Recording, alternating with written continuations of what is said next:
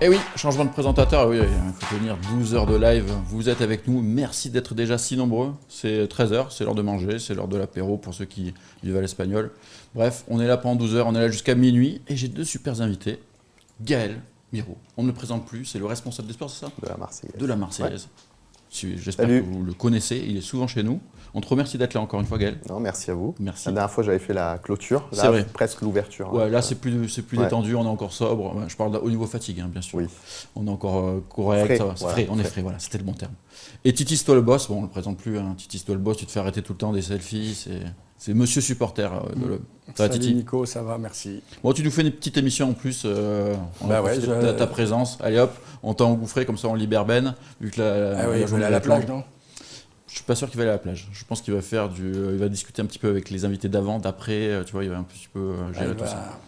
Du relationnel. C'est quoi. ça, du relationnel. C'est un petit peu son métier aussi, hein, même si. Et il y a aussi Ryan qui est toujours là. Ryan qui va devoir aussi nous supporter pendant longtemps. Mais après, on va voir Ryan. Tu seras Ouais. sur le canapé. C'est vrai. Quelqu'un qui a demandé tout à l'heure, est-ce qu'on pourra voir Ryan sur le Bien canapé? sûr. Et donc oui, On je va voir serai. la voix. Eh oui, Et- ce sera pas que la voix. Non, ça ce sera Ryan pas- Benmocrane, le Ce journaliste. sera c'est ça, en images et en son. Mais voilà, comme tout à l'heure, continuez aussi à mettre des petits messages dans le chat. On essaie de récupérer les plus intéressants, comme je l'ai dit. Et ensuite, continuez à vous abonner, à vous sub aussi. Cordo l'a fait, Juju, Rémi, pareil, et Last. Donc voilà, merci beaucoup aussi pour cette journée, parce que ça va durer longtemps. Ça va être long. Mais ça va être du bien. coup, ça vous laisse plus de temps pour vous sub. Donc n'hésitez pas à le faire sur Twitch, bien sûr. Et likez, abonnez-vous à YouTube parce qu'on a quand même une imprimante 3D à vous offrir aux 70 000. Donc C'est n'oubliez vrai. pas, elle est toujours là, on l'attend. Toujours Et, pas. oui, elle est toujours à 70 000, on n'a pas atteint encore. Et je rappelle que ce t-shirt Et t'as gagné. a été gagné.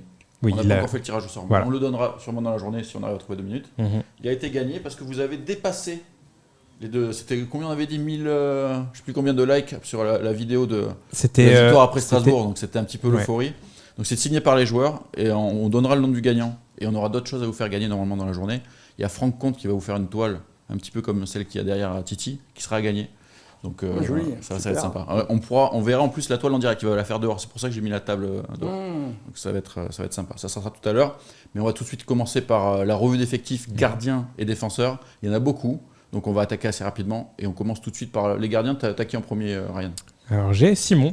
Allez, on va parler vite fait du jeune Simon qui a un match. C'était quoi, un match amical, hein? Oui. Non, il a zéro Ça va match. de- Zéro Ouais, match. sinon Non, il zéro avait match. joué en match de préparation. Le C'est Servette. ça. Ouais, le Servette, c'est ça. Voilà. Qu'est-ce qu'on fait avec Simon? Qu'est-ce que t'en penses, Gaël? On le prête? On le garde comme deuxième gardien? Comment tu vois le truc? Ouais, j'ai envie de te dire, ça va dépendre de ce qui va se passer pour les deux premiers gardiens. C'est vrai. Parce qu'on en parlait vite fait avec Titi avant d'entrer dans le studio, mais pour moi, l'affaire, elle n'est pas réglée, quoi. Elle a été reportée du fait que Mandanda est redevenu titulaire en fin de saison. C'est vrai. Donc, on va parler du coup des deux autres après. Pour Simon, oui, pourquoi pas le prêter, mais après, ça dépend. Peut-être que ça peut, si on le juge apte, qu'il passe numéro 2 derrière. Ouais. En tout cas, il faut trouver une solution. Il ne peut pas rester Ouais. numéro 3 et rester en réserve. Tu es d'accord avec ça, toi, Titi? Bah oui, je pense qu'il va être prêté de toute manière. Toi, il y avait une rumeur comme quoi l'OM cherchait un club en Ligue 2 En Ligue 2, ouais. pour le prêter. Ouais. Même, à la rigueur, même s'il joue même en national, hein, c'est pas un bon club en national, c'est juste qu'il joue, quoi. C'est ça. Parce que tu peux pas non plus, imagine qu'il soit deuxième gardien, le premier se blesse ou suspendu pour un match de Ligue des Champions. Avec Simon, c'est peut-être un peu light encore. Hein, donc je pense qu'il faut qu'il acquiert de l'expérience, au moins une saison complète dans un club en Ligue 2 ou en national. Ouais, c'est ça. Il a la même tête que Mandanda, mais maintenant, il faut voir au niveau sportif s'il aura le même niveau, quoi. C'est un peu la question. D'ailleurs, Mandanda, c'est le deuxième gardien. Effectivement, tu disais, Gaël, il est parti quand même remplaçant clairement dans la tête de Sampaoli, parce que dès que Sampaoli a eu Lopez sous la main, il a installé Lopez. Et il y a eu un retournement de situation en fin de saison, avec Mandanda qui a joué les derniers matchs. Donc ça pose un peu des questions, parce que avant le retournement de situation, clairement, pour moi, Mandanda, il allait partir. Là, est-ce que tu crois que ça peut rabattre un petit peu les cartes?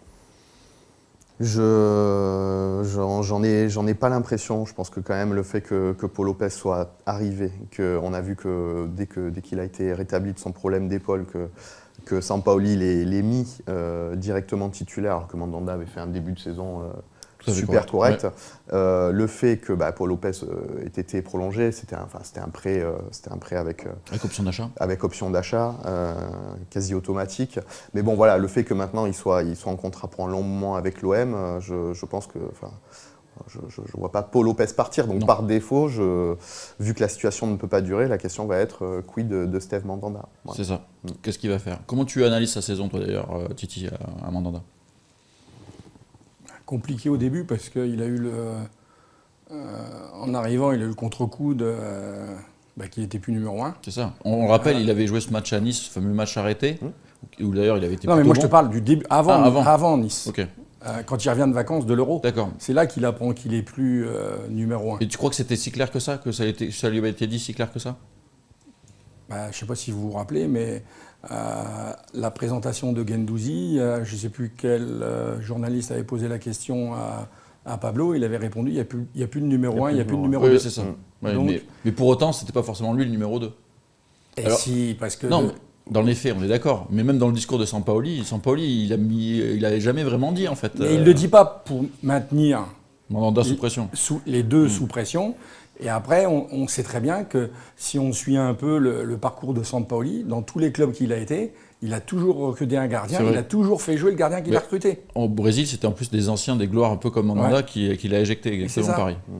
Ouais, donc Mandanda, ça a été dur pour lui. Les deux premiers matchs, ça a été dur contre Bordeaux et Montpellier et Bordeaux.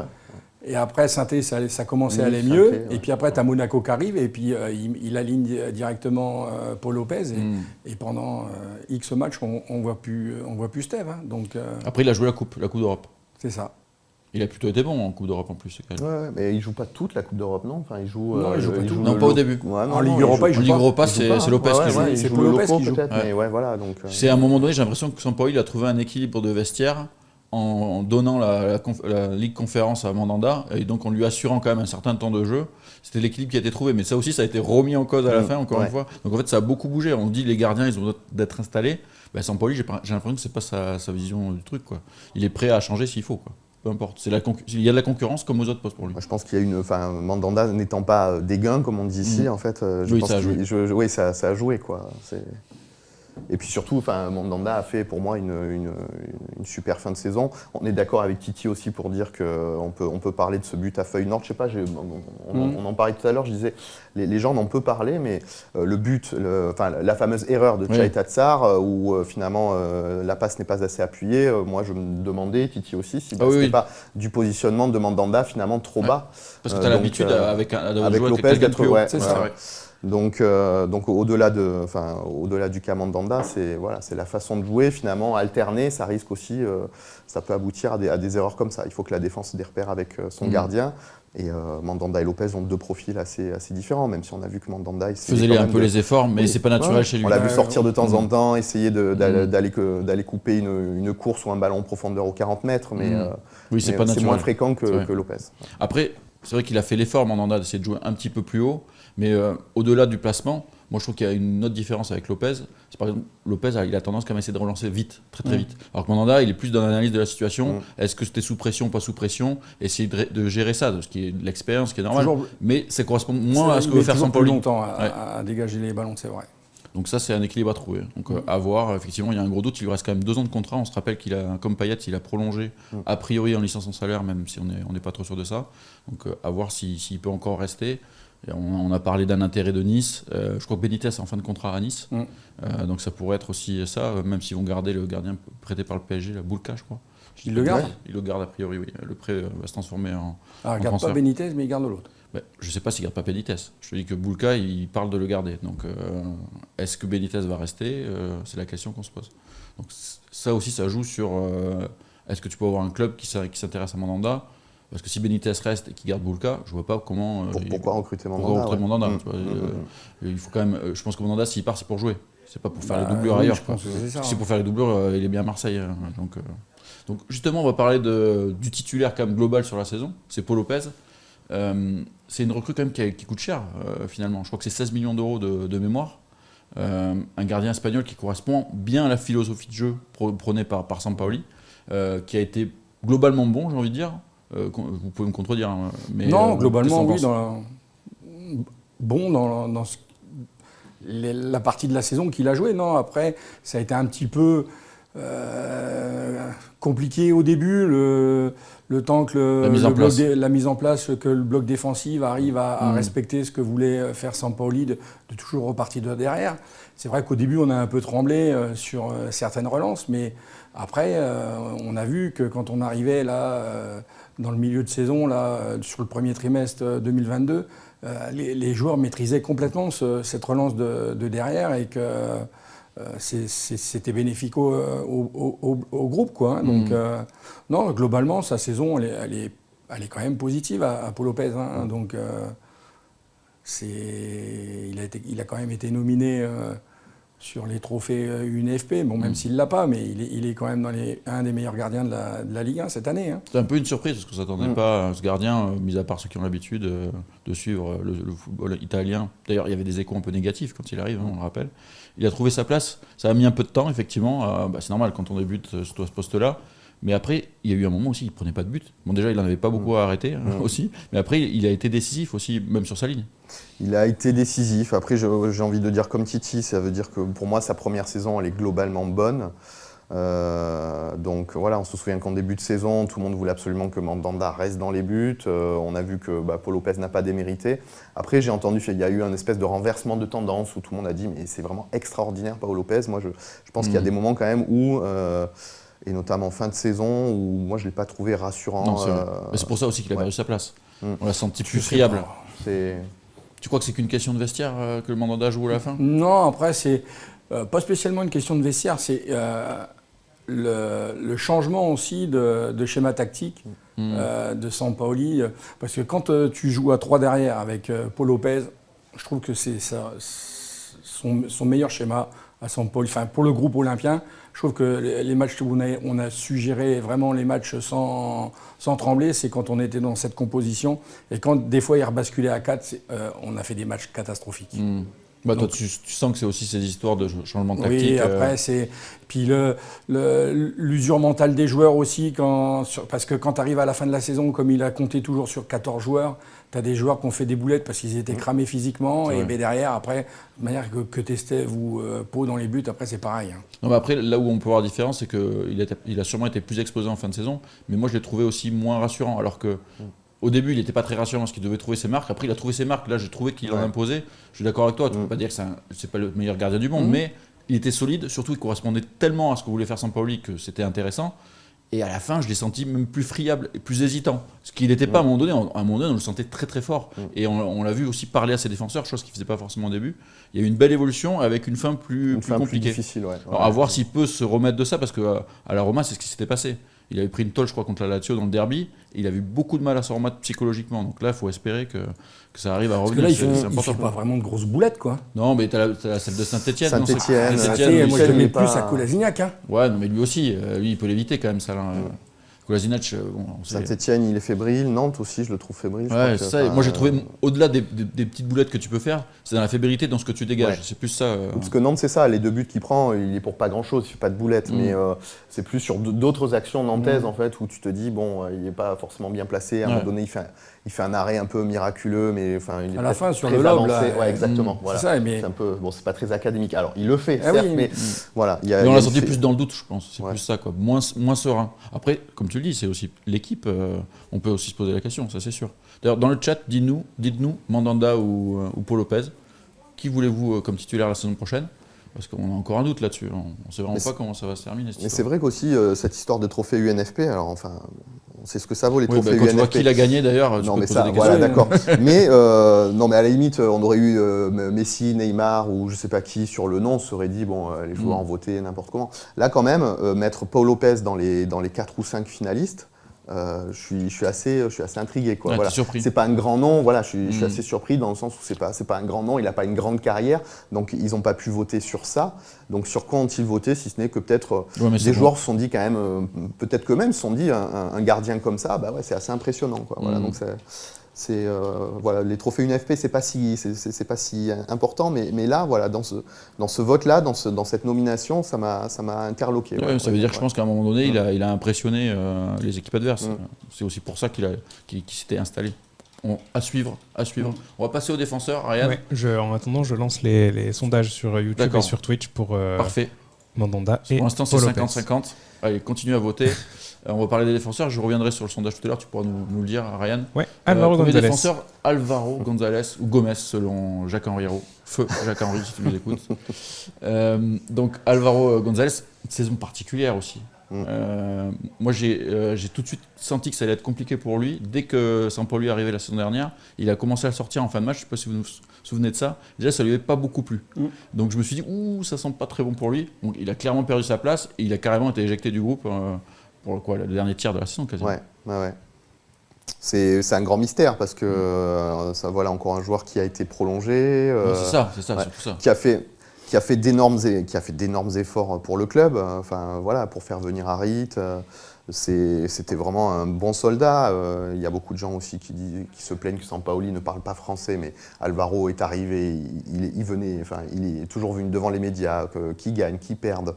Il s'exprimait en français, il a fait l'effort. Voilà. Un comportement de capitaine, on a envie de dire. Il avait un comportement de capitaine, donc c'est vraiment terrible ce qui se passe en un an pour lui, quoi. Voilà, avec qu'il soit dans la rotation, en fait. Ça, il fallait s'y attendre. Mais il y a quand même eu des trucs très bizarres. Je me souviens d'une conférence de presse d'avant Coupe d'Europe que Alvaro fait. Il vient d'enchaîner 3 matchs. On se dit, ah bah tiens, c'est bien. En plus, le mec te dit, bah oui, ça y est, je commence à trouver mes marques. Et puis, en fait, le lendemain, il n'est pas là, quoi. Il n'est pas sur la pelouse, quoi. Donc, visiblement, je pense que Sampaoli, là... Je pense que Sampaoli n'est pas fan de son profil. C'est vraiment dommage, c'est vraiment gâché parce qu'il a ses limites, Alvaro, mais il a aussi d'énormes qualités. Et puis c'est un gars à qui les Marseillais s'identifiaient. Voilà. Il a fait, lui, il était très heureux d'être là, en tout cas, ça c'est sûr. Mais est-ce que finalement Titi, même s'il a des qualités, est-ce que ces qualités, elles ne collent pas plus à un jeu avec un bloc bas comme avait Villas-Boas par exemple, plutôt que Sampaoli? Est-ce que dans le système de jeu, la vitesse par exemple, c'est pas sa qualité première? Ah non, c'est sûr que ça a été important. Le schéma tactique, comme tu dis, je pense que ça lui convient mieux à jouer en bloc bas, parce que jouer à 3, comme tu dis, la vitesse, c'est pas sa qualité première. Et puis après, il faut quand même reconnaître que même s'il a la grinta, tout ça, il y a eu quand même beaucoup d'erreurs dans tous les matchs qu'il a joués. Donc Sampaoli, il a vu, il a dû visionner les matchs, il a dû voir que ça collait pas pour les 3 défenseurs. Pour son jeu à risque, surtout, j'ai l'impression. Oui, donc... Ouais, c'est ça. Donc il s'est retrouvé plus ou moins dernière roue du carrosse à ce poste de défenseur central, sachant qu'en plus là il a été écarté au moment où Balerdi se fait opérer. Donc c'est encore plus marquant. C'est à la fin du premier trimestre, là, 2022. La dernière, tu le mets de côté, sachant qu'il te manque déjà un défenseur central. Donc là c'est vraiment un aveu. Moi j'ai l'impression, on a un peu eu des échos, mais c'est toujours difficile d'en être sûr, mais que la situation d'Alvaro, le fait qu'il ne joue pas, ça a créé de la frustration chez lui, ce qui est normal, mais que ça commençait à avoir une influence néfaste dans le vestiaire selon Sampaoli, et que Sampaoli, ça l'embêtait de l'avoir dans le vestiaire en fait. Je le ressens comme ça.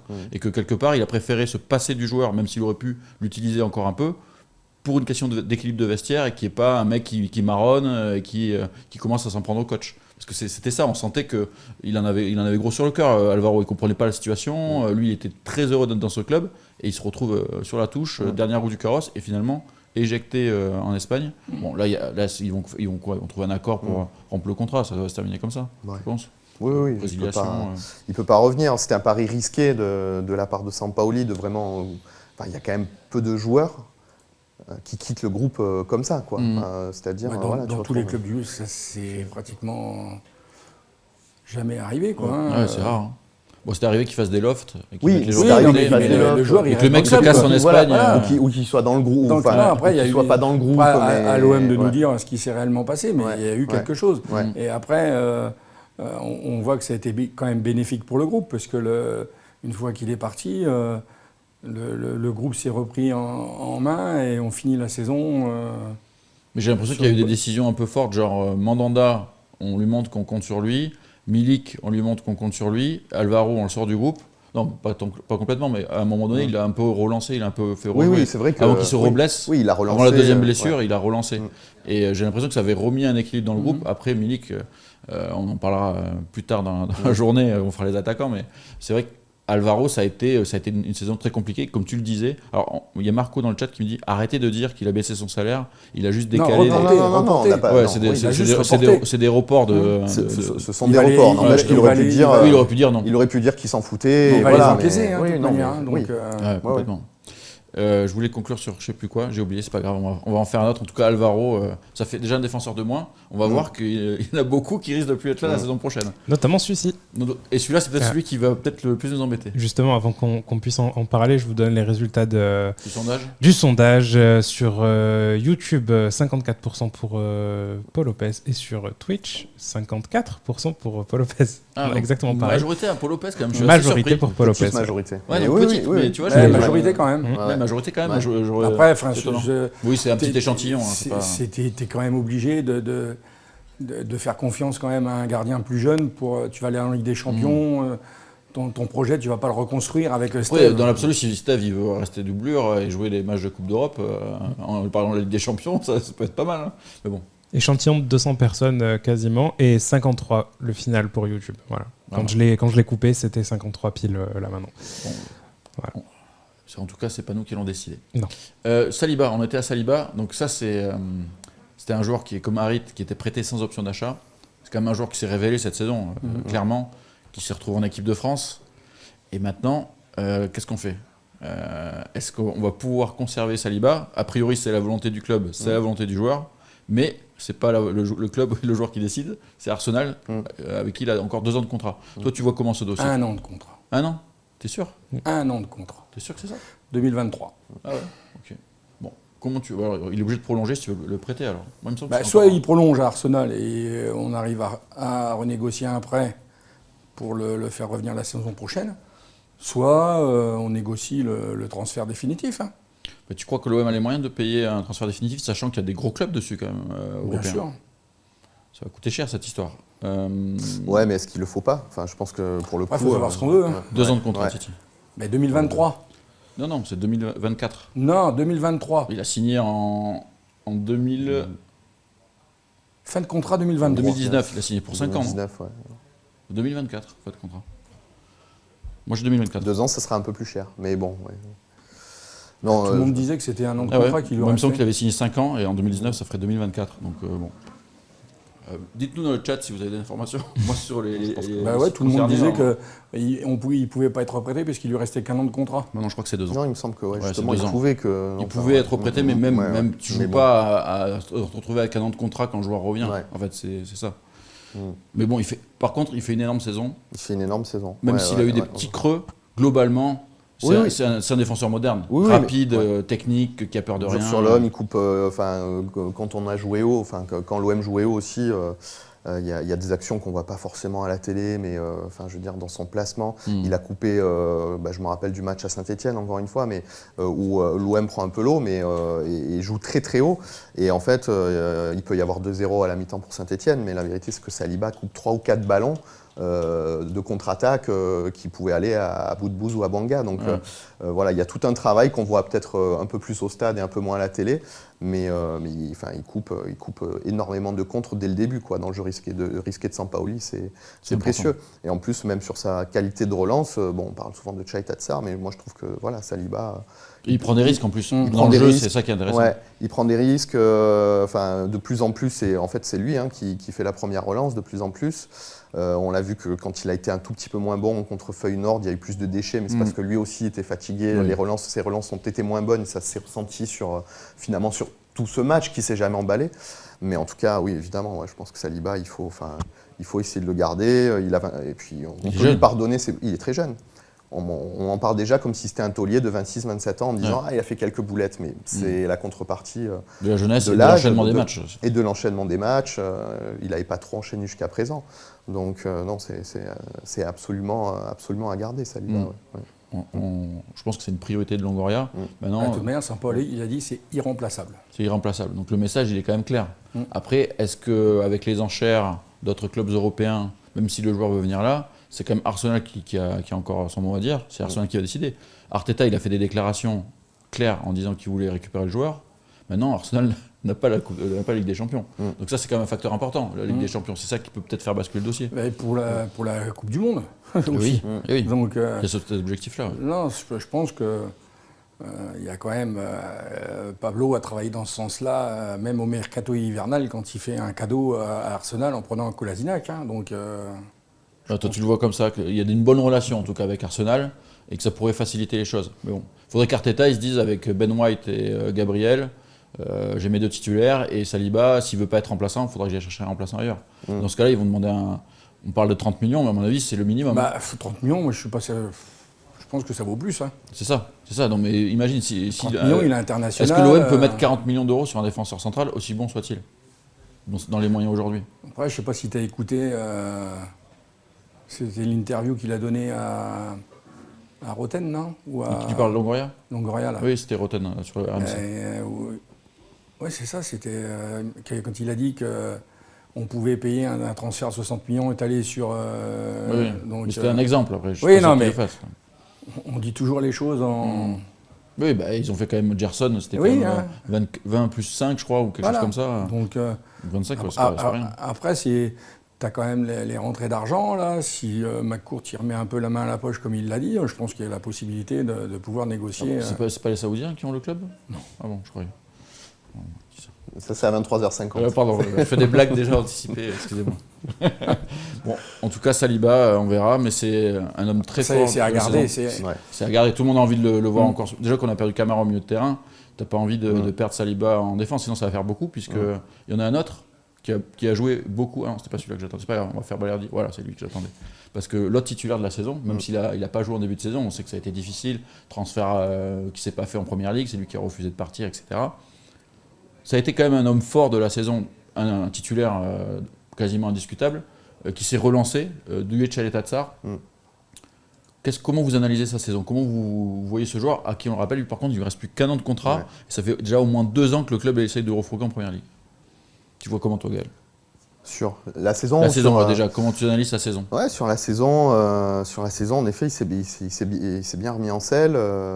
Après, j'ai envie de te dire, il n'y avait presque pas trop le choix, quoi. On l'a dit, Alvaro, ça n'a pas fait la balle. Balerdi. Balerdi était titulaire en début de saison. Oui, Balerdi était titulaire en début de saison, mais Balerdi. Quasiment une boulette par match, mais c'est ça. Ou alors un carton, ou les deux. Mais donc, Balerdi, saison très compliquée.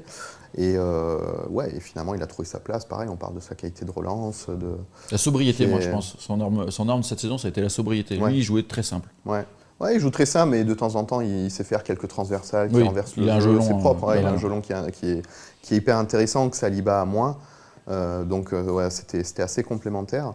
Après, là, sur cette fin de saison, je sais pas, j'ai senti de l'agacement, de la crispation. Il y a eu son remplacement.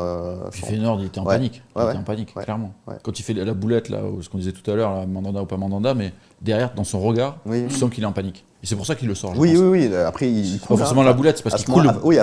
Après son but, il fait une première mi-temps qui détonne pas. Pour moi, je crois même que c'est peut-être le défenseur qui s'en sort le mieux sur la première mi-temps.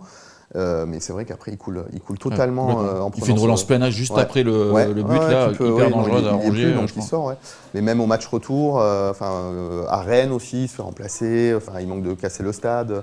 Alors donc, je sais pas, je pense que la situation est compliquée, quoi. Ça sent la fin, quand même. Ça sent la fin. En plus, je pense qu'il y a son transfert avorté à Liverpool qu'il a toujours en travers de la gorge.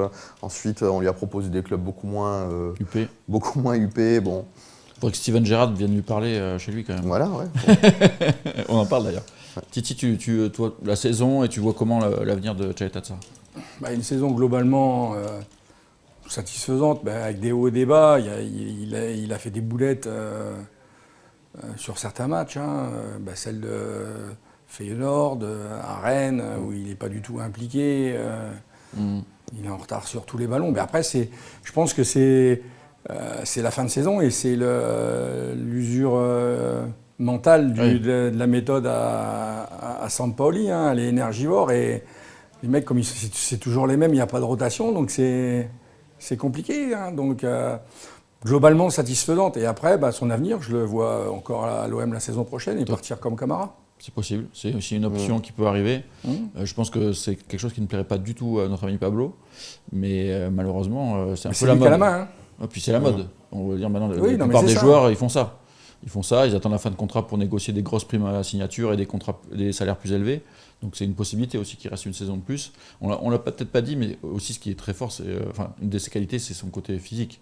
C'est quand même un mec très grand, très costaud. Ah ouais. Et même si tu joues pas mal au ballon, sur les phases arrêtées, avoir Saliba, Tchaletatsar en défense, ça te faisait quand même 2 tours jumelles là. Ouais. Ça, pour les ballons aériens, etc., c'était vachement important. On peut peut-être leur reprocher de ne pas avoir marqué assez de buts. Je pense que Saliba n'en a pas marqué, lui il en a marqué 2, je crois. Ouais. C'est un axe de progression, Gaël. Tu ne penses pas que les défenseurs centraux soient plus efficaces sur les coups de pied arrêtés offensifs? Ouais, mais Tchaletatsar, il avait déjà été par le passé. Et puis Saliba, moi je pense que des fois, la dernière fois que je suis venu ici, je crois que c'était le Paris fou là, qu'on avait fait. Ah oui, on l'a fait toute l'année. Ouais, voilà, ouais. Mais non, mais Saliba, voilà, sur plein de corners, il est bien placé. Il n'y a pas de raison que ça rentre pas. Faut que ça rentre maintenant. Même pas forcément de la tête, mais quand il est dans la surface, on sent qu'il est présent. Donc, Guendouzi a marqué plus de buts que lui sur corner. Hein. Ouais, mais c'est clairement un axe de progression, mais je pense que ça arrivera en fait. Voilà, les 2 joueurs, Tchaletatsar comme Saliba, c'est des gars qui sont aussi bien placés dans la surface adverse, donc je m'en fais pas trop. Ouais. Si vous deviez choisir, ça serait plutôt un départ, un transfert cet été? Toi, Titi, si tu pouvais choisir. Après, c'est pareil, avec un an de contrat, un transfert, tu vas pas faire un transfert mirobolant. Hein. Non, donc à moins qu'il y ait un club anglais qui vienne et qui... Si Aston Villa ils veulent mettre 10 millions d'euros, on les accueille. 10 millions, c'est entre 5 et 10 là, sur l'année de contrat qui lui reste. Il faut voir si eux, ils les accueilleront. C'est ça. Voilà. C'est ça. Après, ils ont pris Diego Carlos là. Ah oui. Donc je ne sais pas s'il va aller à... C'est vrai. Donc, Newcastle peut-être. Oui, Nouveau riche. on verra. Voilà. Alors là, Newcastle c'est 20 millions par contre. Ah bah oui, Newcastle. Enfin, si on trouve un club qui met 20 millions avec un an de contrat, il faut les prendre, c'est sûr. Il ne faut pas rêver non plus. Non, c'est pour ça que... C'est vrai que lui, comme tu le disais, hein, Camara, il a quand même clairement... je ne sais pas si lui, il a laissé sous-entendre, mais l'histoire qu'on l'a un peu poussé dehors l'été dernier, on va essayer de le refourguer au dernier moment, ça ne lui a pas plu. Et lui, cette histoire de transfert à Liverpool...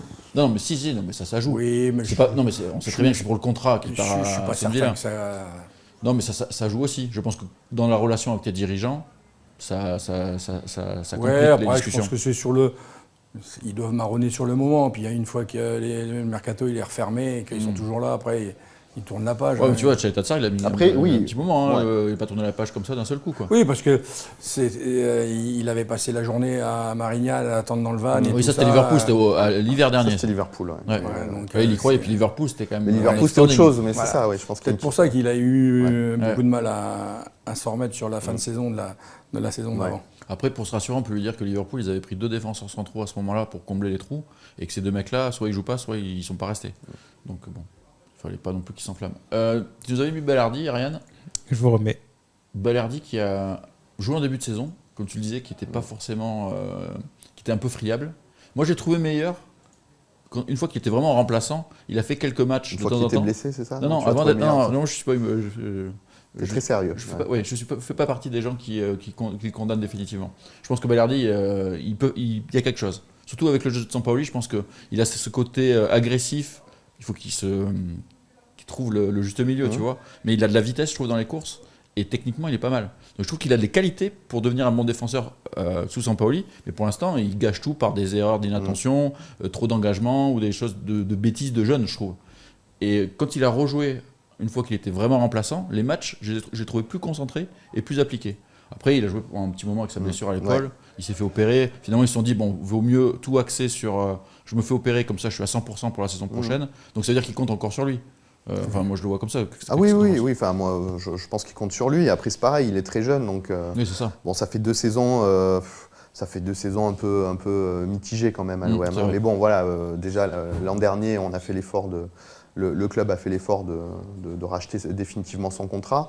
Oui, il a payé quand même, mine de rien, parce que, juste 2 secondes, on compare souvent avec Lucas Perrin, qui a été bradé à Strasbourg, on peut se poser la question. Quoi. Oui, donc c'est pour ça que, il va rester, et puis ne le condamnons pas tout de suite. Maintenant, s'il faut parler de sa saison, là, il faut bien dire quand même que... c'est pas convaincant, il n'est pas rassurant, il prend beaucoup de cartons, donc ça prouve qu'il peut être en retard, ou il a quand même beaucoup de choses à régler. Après, je suis d'accord, techniquement il est pas mal. On parlait encore de la présence des défenseurs dans la surface. Avec Balerdi, c'est aussi un plus. Il fait partie de ces défenseurs, quand ils sont dans la surface, qui sont là, qui peuvent marquer. Mais d'abord, la priorité, ce serait vraiment d'être serein derrière, voilà, à la Saliba, quoi, où il n'y a quasiment jamais d'erreur. Puis il y a une sérénité. Avec Balerdi, c'est l'inverse. Je pense que, voilà, quand tu regardes la prise le de match, risque, mais pas calculée. Ouais, quand tu regardes le match, tu te dis tout est possible. Ouais, c'est vrai qu'on avait peur. Voilà, faut pas le condamner, mais sur la saison actuelle, c'est quand même. Mais surtout quand tu vois la saison de Lucas Perrin qui a été vendue pour 1,5 million, on le rappelle, et l'investissement qui a été sur lui, ça joue contre lui quand même, Titi, non? Sur Léo? Ouais, sur Léo. La comparaison avec Lucas Perrin. Mais jamais de la vie, vous êtes fou, quoi. Pour toi, il est largement au-dessus. Mais vous rêvez, mais vous n'êtes pas bien de dire ça. On a vu le dernier match contre Strasbourg, le niveau de Perrin. Il n'a pas fait un mauvais match contre Strasbourg. Mais je suis désolé, Under, il a fait l'amour tout le match. Oh. Moi, je me souviens qu'il sauve 1 ou 2 buts. Oui, non, mais après, on ne peut pas comparer le niveau de Balerdi et de Lucas Perrin. Pour moi, c'est pas le même genre de joueur déjà. Mais Léo, pour moi, la saison prochaine, ça va être titulaire dans la défense. Donc pour toi, c'est Balerdi, Gigot, alors la défense centrale. Et Pérez. Si on ne compte pas le recrutement pour l'instant, la saison prochaine, on part sur Gigot, Balerdi et Pérez. Et moi, je trouve qu'il a un potentiel, Balerdi, mais pour l'instant, je trouve qu'il n'a pas prouvé son potentiel. Après, il faut le prouver sur le terrain. Perrin, il a prouvé que tu pouvais compter sur lui. Sur certains matchs, il a été bon en début de saison. Après, il a été énormément ennuyé par son épaule, parce que même pendant les matchs, son épaule, elle sautait et qu'il se la remettait lui-même sur le terrain. C'est un petit peu... c'est l'arme fatale, ça. Mais c'est vrai que c'est compliqué quand physiquement tu n'es pas à 100%. Donc, mais après, je trouve non, c'est un bon joueur. Après, il va prendre de l'expérience en jouant pratiquement tous les matchs la saison prochaine et on en reparlera à la fin de la saison prochaine. Moi, je suis un peu entre vous deux, quoi. Moi, je trouve que pour l'instant, il n'a pas montré sur le terrain que c'est un bon joueur. Mais je pense qu'il a le potentiel pour le devenir. Après, il y a des joueurs, ils ont le potentiel et ils ne passent jamais le pas. Donc c'est la question qu'on va se poser avec lui. Est-ce qu'il peut passer le pas? On verra la saison prochaine. Est-ce que Saliba reste ou pas aussi? Ça va être important pour lui. Parce qu'il y a Gigot qui arrive, ça fait quand même un joueur de plus. Et Luan Pérez, on va en parler. Si le club aussi a pris l'option de le faire opérer dès maintenant, c'est parce qu'il compte sur lui la saison prochaine. Le message est assez clair là-dessus. Voilà. Parce qu'ils n'ont pas fait une croix sur lui et qu'ils espèrent encore qu'il puisse trouver sa place. L'autre joueur qui est critiqué, c'est Luan Pérez. Après, si je veux déjà lui trouver une petite excuse, c'est... latéral gauche, c'est pas son poste quand même. Il a surtout joué en latéral gauche. Je trouve qu'il est même en début ou en fin de saison, quand il a joué central gauche, il est déjà meilleur. Il a toujours le même défaut, c'est la gestion de la profondeur. Mais latéral gauche, c'est aussi ça le problème. Il a trop joué à ce poste-là, donc qu'est-ce que tu en penses, Togal? Ouais, après, c'est le problème de la saison de l'OM, c'est-à-dire que ce côté gauche, en fait, ça a longtemps été, et ça l'est toujours. Hein. Je pense qu'à droite, on a eu un gars comme Rongier qui est venu un peu fermer le couloir et faire du bien au gars de devant. À gauche... à ma vie, ça n'a pas marché. Il a été prêté à Nice. Lui, latéral gauche. Tu vois, c'est en fait, c'est toute l'aile gauche qui avait un problème. Oui, parce que qui défend devant aussi. Ouais. Donc, Sampaoli a tout essayé, y compris devant. Il a tenté de mettre Under à gauche, mais c'était pas forcément une bonne idée. Enfin, on a tenté plein de choses et finalement, lui, je pense qu'il en a pâti. Hein. Et encore une fois, dans une saison où l'OM est en construction, où il faut changer de logiciel. On a vu qu'un mec comme Rongier a réussi à le faire, mais c'est pas forcément évident. Et Luan Pérez, pour moi, pour le coup, j'ai vraiment hâte de le voir la saison prochaine, justement, on espère. Avec une pause, une préparation aussi, parce que ça, on l'a pas dit.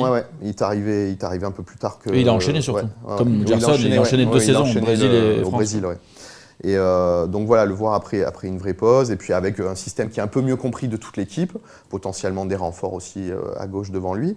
Donc moi, c'est un joueur qui m'a bien plu, même si on est d'accord, il a pris souvent la marée à gauche, parce que les équipes adverses, au bout de... je pense septembre, octobre, au bout de 2-3 mois, ont compris que il fallait envoyer un grand ballon dans son dos, dans le dos de Pérez, et puis c'était réglé. Il a tendance à trop sortir peut-être aussi. Mais encore là, en fin de saison, en effet, quand il revient déjà un peu plus en centrale gauche, il fait des interventions qui sont très très très très fortes, quoi. Donc il n'a pas un mauvais pied gauche en plus. Enfin, moi, c'est un super joueur. Vraiment, j'en attendais pas grand-chose. Je ne savais pas du tout comment le situer. Et pour le coup, le bilan, il est super positif. Et il a plus été victime du système.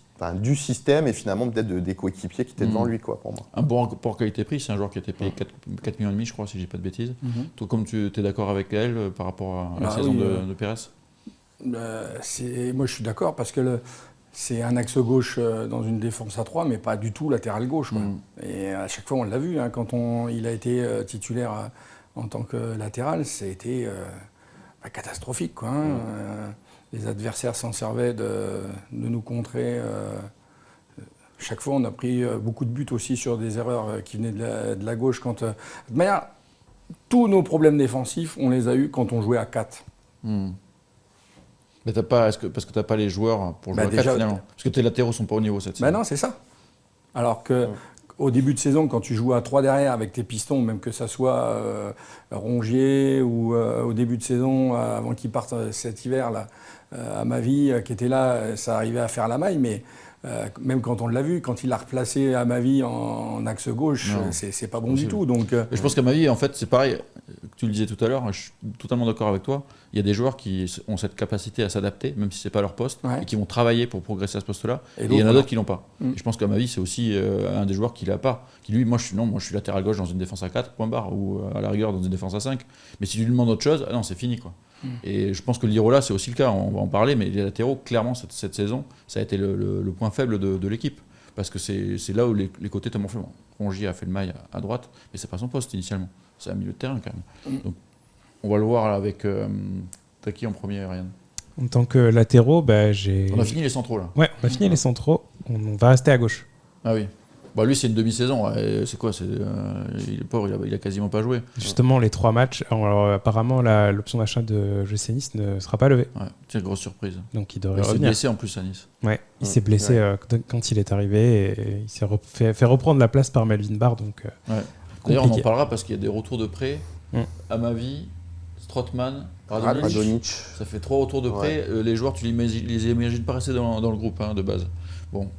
À ma vie, la demi-saison, parce que ces 3 matchs, en plus, c'est ridicule. Ça a été compliqué parce qu'en plus, il a joué. Je me souviens, le premier match, je crois que c'est face à Angers. C'est ça. Et il avait fait tourner assez profondément l'effectif. Ils avaient pris un bouillon terrible. Ça a été compliqué pour ma vie, clairement. Ouais, c'est ça. En fait, les rares matchs qu'il joue, il est vraiment pas bon.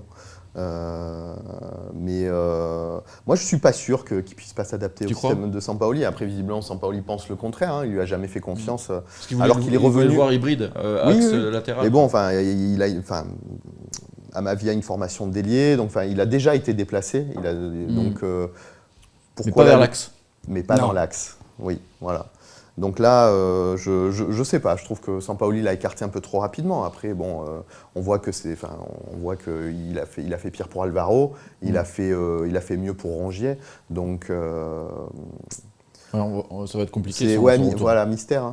Voilà, c'est vrai. Oui, il joue très peu. Il joue pas bien dans des effectifs qui sont largement remaniés. Ouais, c'est pas pour mettre en confiance non plus. C'est pas idéal. Et comme Alvaro, lui aussi.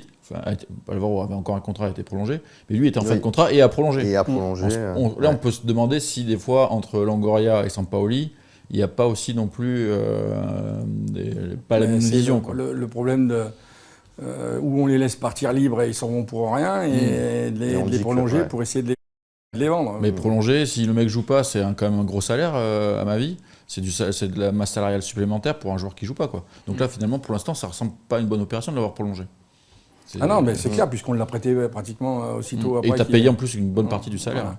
Donc, non, mais après, je pense que c'est la façon de faire de Sampaoli. Il a souvent, plein de fois, il a dit, quand il a été attaqué, en tout cas, beaucoup de ses choix ont été remis en question, en tout cas, il a été questionné sur ses choix.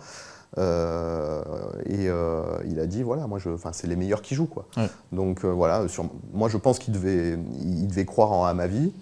Puis voilà, il s'est dit au bout de 3 matchs, il lui a il a peut-être laissé peu de chance, mais je pense que dans sa tête, il s'est dit j'y croyais, j'y crois plus. Voilà. Il a préféré Luan Pérez. Et puis après, il y a eu en début de saison, il y avait le problème qu'il avait une blessure au mollet, je crois, ou je sais plus, puis ça a duré parce qu'il y avait son histoire de prolongation. La fin de saison dernière, tu veux dire?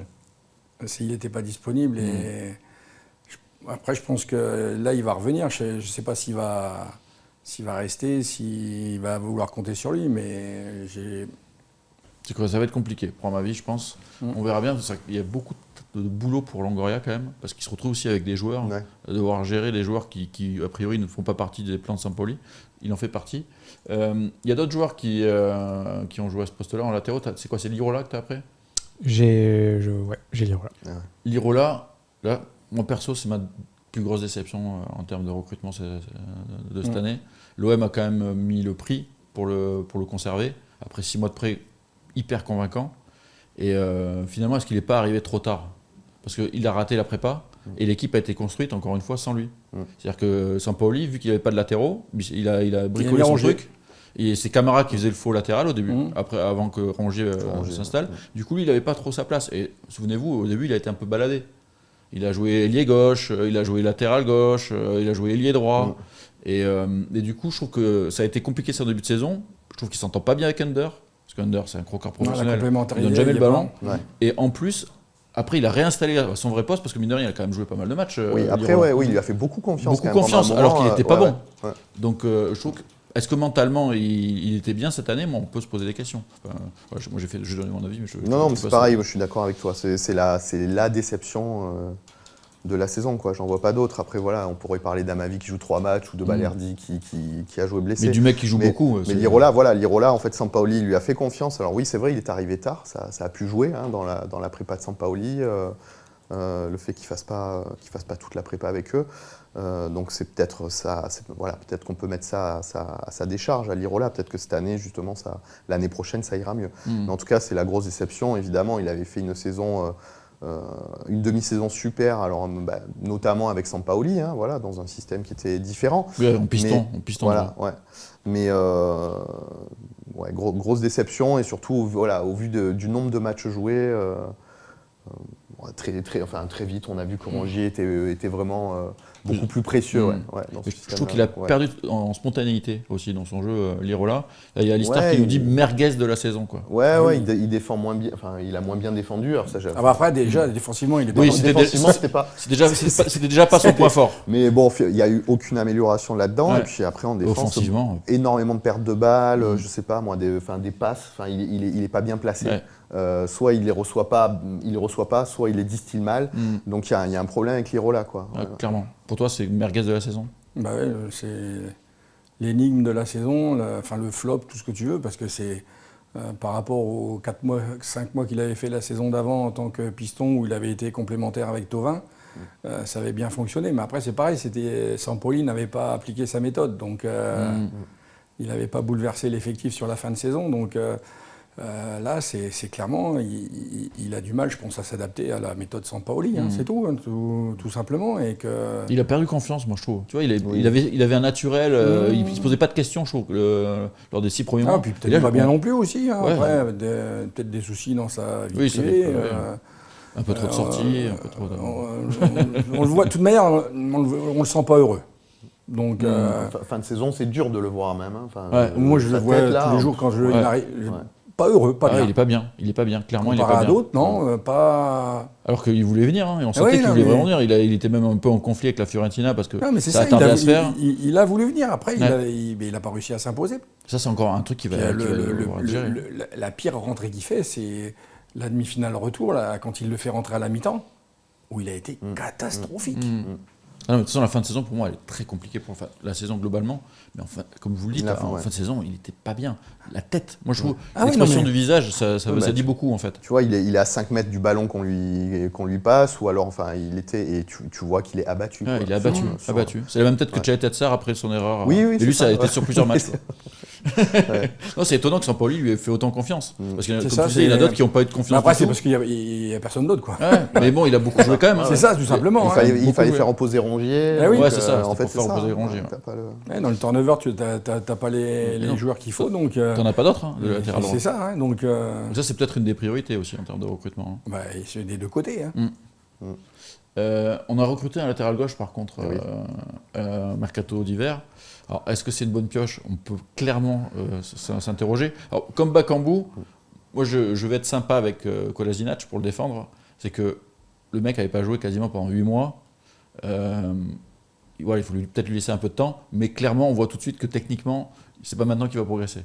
Gaël, comment tu vois, toi, ce recrutement et l'apport ou le non-apport de Kolasinac? franchement, c'est dur à dire. Je ne peux pas dire qu'il a été extraordinaire. Hein. Non. Tu vois ce que On je va veux pas dire? mentir non plus. Mais après, je sais pas. Je trouve qu'on en a fait une espèce de cancre, de gars hyper médiocre. Oui, il a de grosses lacunes. C'est un mais- tank. C'est Ouais, c'est un surprenant, c'est un Il aime, tank. oui, il aime pas qu'on le C'est surnomme. l'impact. Oui, il aime pas, mais en fait, c'est ça, oui. Ouais, sur les 6 mois qu'il a disputé, il a été là. Il a rien apporté de transcendant. Après, voilà, moi, je pense que il y a des matchs sur lesquels il s'est totalement raté, d'autres où il a été présent, tant bien que mal, voilà. Donc, Mais de voilà. l'impact physique en fait. ouais, oui, Et impact encore. physique, bon. Si, un peu quand même. Si, mais je pense qu'il a pas. On parlait de Lirola par exemple, qui était totalement perdu. Bon, Kolasinac, il a tenté de faire ses matchs. Des fois, il était perdu il par était pas rapport au niveau. système aussi, je trouve, Ouais, un peu. voilà, oui. Mais bon, il a tenté. Il a tenté de prendre le couloir. Il a tenté de défendre. Ouais. Franchement, Pas forcément réussi, mais là, non. ouais, non, mais c'est très dur de le juger. Mais je voudrais pas non plus. L'accablé. Ouais, l'accabler ou dire c'est vraiment un as, quoi. Voilà, on sent il était là en rotation, quoi. Voilà. Bon, c'est encore un joueur avec un salaire assez conséquent. Toi, je sens que t'es pas très fan, Titi. La bonne nouvelle, c'est qu'il lui restera plus qu'un an de contrat. Qu'il lui reste plus qu'un an de contrat. Oui, non, mais tu lui fais signer un contrat d'1 an et demi. Déjà, il peut dire merci à l'OM de l'avoir fait signer, puisque il ne voulait pas résilier à Arsenal. Arsenal. Et c'est parce C'est Arsenal qui peut dire merci à l'OM. Oui, non, mais c'est parce que l'OM se présente pour lui faire signer un contrat qui vient ici, parce que sinon il est toujours là-bas. Après, non, après tu comprends pourquoi il joue plus à Arsenal, quoi. Hein. Donc même si Arsenal c'est pas, C'est plus ce que c'était. c'est plus ce que c'était, mais lui c'est clairement c'est light, quoi. Donc C'est light. Après, est-ce que si tu as un titulaire à ce poste-là la saison prochaine et qu'il est remplaçant pendant un an, il peut pas te donner des coups de main dans des matchs oui, il peut faire moins la importants. maille Moi, je sur pense qu'il peut faire le nombre, tu vois. en rentrant à 70, 75e minute, ça peut Ouais, faire. c'est ça. Mais moi, Ouais, ou en où- étant titulaire face à où il un m'a le petit club. plus déçu et autant je me suis aperçu que c'était vraiment compliqué pour lui, c'est à Saint-Étienne. Ouais. Dans les replis défensifs, ouais. Et c'est même plus une caravane qu'il a au cul. Hein, c'est... Ouais, le problème, c'est que c'était déjà ce problème de profondeur de côté gauche. Il n'a Ouais, pas résolu ce problème-là. Non, en non, tout cas, ça c'est sûr. Ouais. Ah non, Et il y a Snorky qui me dit il devrait aller à Saint-Etienne en Ligue 2. Je suis pas sûr qu'ils aient les moyens de payer son salaire. Non, mais après, c'est ça, c'est des joueurs gratuits. Ouais. Ça veut dire ce que ça veut dire. C'est ça. Bon. On a fait le tour, Yann. On a fait le tour, c'est Oh. terminé. On se 14 heures revoit. On aurait pu faire tout l'effectif en fait. Hein. Tout le monde a joué à un moment donné ou à un autre Ouais. défenseur, quoi. C'est vrai, Finalement, c'est vrai. Ouais. Gerson a joué Je latéral garde gauche. Gerson, voilà. Gerson a joué Faut- latéral faut gauche. faire Ouais, plus tard, après, quoi. il mettait Gerson pour faire la maille en tant que piston à gauche parce que Ouais. aucun ne Et lui oui, donnait aucun n'a été satisfaction, convaincant, donc, c'est ça. 14h, j'ai tenu le pari. Exact. J'ai fait cette troupe d'effectifs, c'était la plus Bravo. longue parce qu'il y avait les gardiens et les défenseurs. Il y en avait beaucoup quand même, messieurs. Merci. Merci à vous. Merci Gaël d'être venu. Merci. Ça m'a fait plaisir de te Bonne voir. suite, bonne fin de. Merci de participer à cette émission. Ça va devenir un régulier maintenant. Chaque fin de saison, c'est un peu la c'est- fin d'année. c'est on bien, fait- ouais, c'est bien. c'est sympa, ouais, ça Ouais, marche, ça. ouais. Puis on se voit tous là aussi. C'est vrai, c'est petit, rigolo. un petit apéro tranquille. Voilà. Parfait. Merci Gaël. Titi, tu restes là. On va faire une petite fac, foire aux questions, avec Ryan qui va aussi s'asseoir. Et Là, ouais. et on attend vos thèmes et vos questions. Vous voulez parler? Ça va être maintenant. C'est tout Ouais. de suite là. J'ai Dans vu 5 pas mal minutes. de personnes dans le chat se plaindre un peu, mais en fait, on a 12 heures de live, donc les gars, on va faire Vous plein de inquiétez choses pas. différentes. Vous n'avez pas oublié. Là, il y a Voilà. la première fac, c'est maintenant, dans 5 minutes. Et il y en aura une peut-être de quasiment 2 heures à la fin du live. Donc, C'est ça. vous inquiétez pas. On sera un peu en est mode avec vous. détente et on reviendra un peu sur tout ce qui s'est passé aujourd'hui. Mais voilà, posez des questions sur tout et n'importe On quoi. arrive. 5 On y minutes. répondra. Petite pause, on revient. Merci. Allez. Merci messieurs. Allez, à tout Salut. de suite. Je vous mets un petit extrait de Fancam à tous ceux qui sont là. Allez. Et voilà, on se retrouve dans quelques instants. Ça va vous rappeler des bons souvenirs. OM Strasbourg.